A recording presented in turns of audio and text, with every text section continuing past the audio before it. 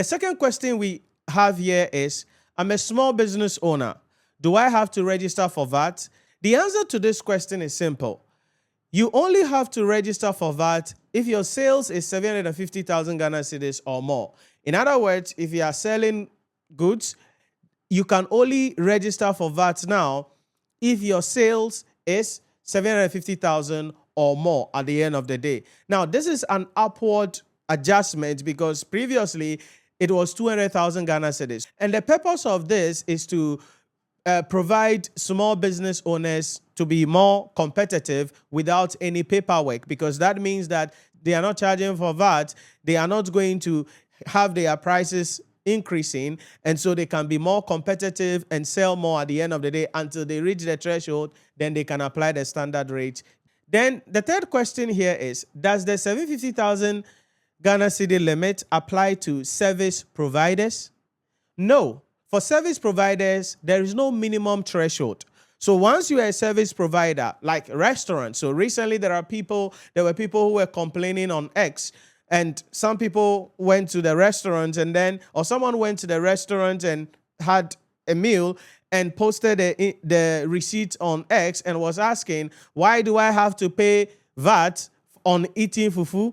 Yeah, the restaurant is considered as service and it is part of the hospitality industry. And so once you decide that you are going to eat in a well-established place, that VAT is going to be charged. And so for all service organizations, the 750,000 threshold does not apply. These organizations or entities will be charging the VAT irrespective of the threshold of their sales. So that is one thing you must understand, that you are going to still be paying these VAT if you decide to go and eat at, a well-established restaurant. Then you are going to be paying the VAT. If you don't want to pay the VAT, then go to Auntie Amele's joint where you will not be required to pay any VAT, and you'll get your fufu to eat without having to pay or be bothered about any VAT or tourism levy. Question number 4.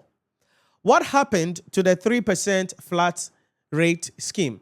Now, the 3% flat rate scheme has been abolished. So that is no longer there, because normally small business owners, retailers were the entities under the flat rate system, so that they will charge a flat rate 3%, and COVID will come in as well. And then they will charge that and collect that and give it to the Ghana Revenue Authority. That has been abolished. So the 2026 reform moved everyone to the unified system. One of the benefits of that is this. Under the flat rate system, the businesses who were applying the flat rate system, they just charge the output VAT and they pay all to the Ghana Revenue Authority. They don't qualify to get a relief for the input tax, what they paid when they were buying.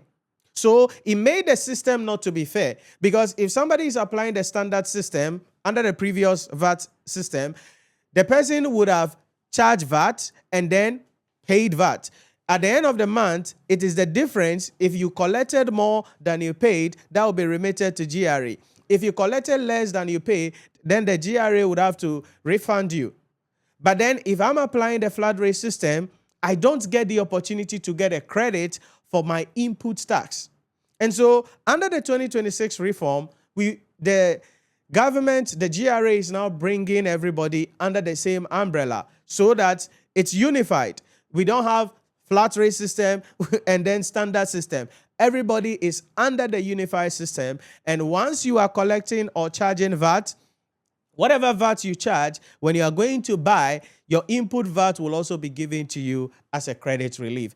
I think that is an important decision, because if one group of people can get what they paid when they were buying as a relief, and I am applying the VAT rate, the flat rate system, and I cannot get that as a relief, and it definitely becomes a cost to me, then it increases my cost of doing business. So the unified system is bringing everybody under one umbrella, simplified, and that is going to help businesses a lot. So if you learned something from this video, remember to like, follow, subscribe, and share the video so that others can also see this.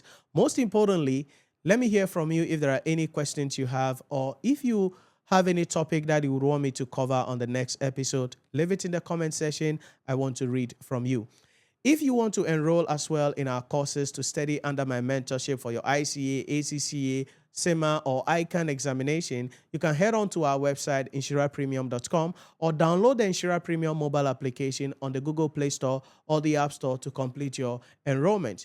You can also send us a message on WhatsApp or call us 050-114-9296. 050-114-9296.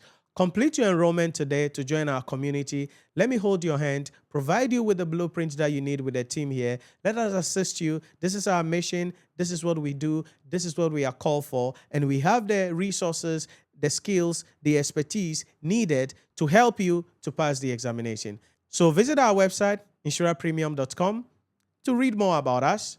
Or better still, download the Nhyira Premium mobile application on the Google Play Store or the Apple App Store. You want to get personal? Hit us with a DM or send us a message on WhatsApp 050-114-9296. Thanks for watching, and I'll see you on the next one.